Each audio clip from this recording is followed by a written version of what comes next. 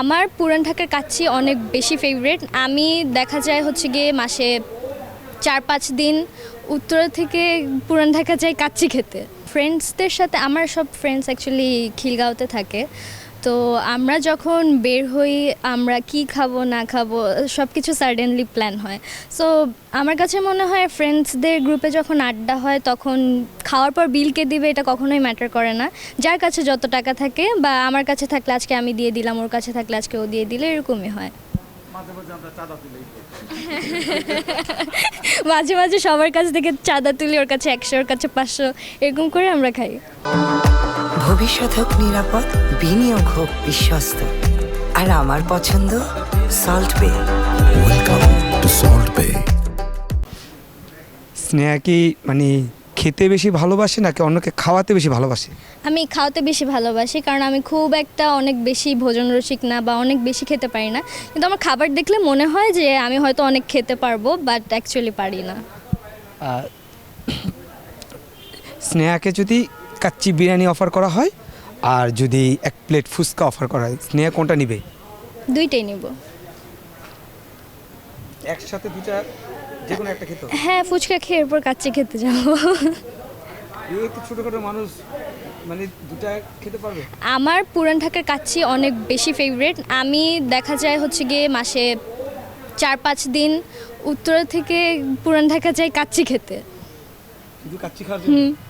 আচ্ছা, স্নেহাকে এরকম হয়েছে যে তার পরদিন এক্সাম, সেই স্টাডি করতে করতে বইয়ের উপরে শুয়ে পড়েছে?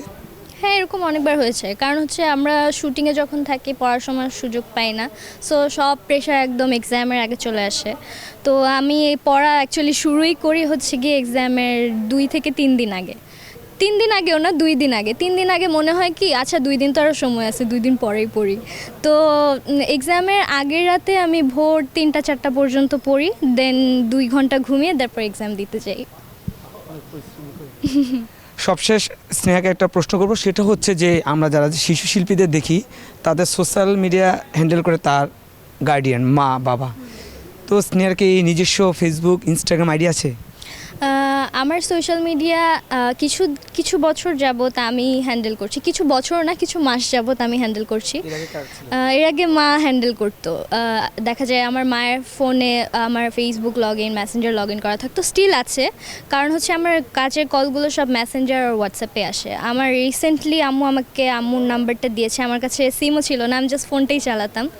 আর এখন আমার হ্যান্ডেল করা হয় বিকজ অফ ইনস্টাগ্রামে কন্টেন্ট ক্রিয়েশন, তারপর অনেক কোলাবোরেশনের মেসেজ আসে। সো আম্মু ডেফিনেটলি এগুলো হ্যান্ডেল করতে পারবে না, তো এই জন্য আমাকে হ্যান্ডেল করা লাগে। যেহেতু আপনি কন্টেন্ট ক্রিয়েটর, আপনার কন্টেন্টগুলো কোন টাইপের হয়? আমি বিভিন্ন টাইপের কন্টেন্ট বানাই, লাইক বিভিন্ন ব্র্যান্ডস প্রমোশন করি, অর বিভিন্ন ফোনের ব্র্যান্ডের কন্টেন্ট বানাই, পারফিউমের ব্র্যান্ডের কন্টেন্ট হতে পারে, বা বিভিন্ন ইভেন্টসে যে কন্টেন্ট হতে পারে, ডিপেন্ডস অন কোন ব্র্যান্ড আমাদের সাথে কোলাব করতে চাচ্ছে। আচ্ছা আচ্ছা, তো এই বয়সে যেহেতু ব্র্যান্ড প্রমোটার হিসেবে কাজ করছেন, নিশ্চয়ই এখান থেকে ইনকামও হয়, তো কখনো কি স্বপ্ন দেখেন যে বারিশা হক হবেন? বারিশা হক বাংলাদেশের নাম্বার 1 ব্র্যান্ড প্রমোটার। সো আর তার বলার ধরন, তার ব্র্যান্ড প্রমোশনের ধরনটা খুবই ডিফারেন্ট, আমি এটা পছন্দ করি। তার মতো হতে পারবো কিনা জানি না, বাট তার স্কিল খুবই ভালো ব্র্যান্ড প্রমোশনে, সো আমিও ট্রাই করব হয়তো কোনো সময়।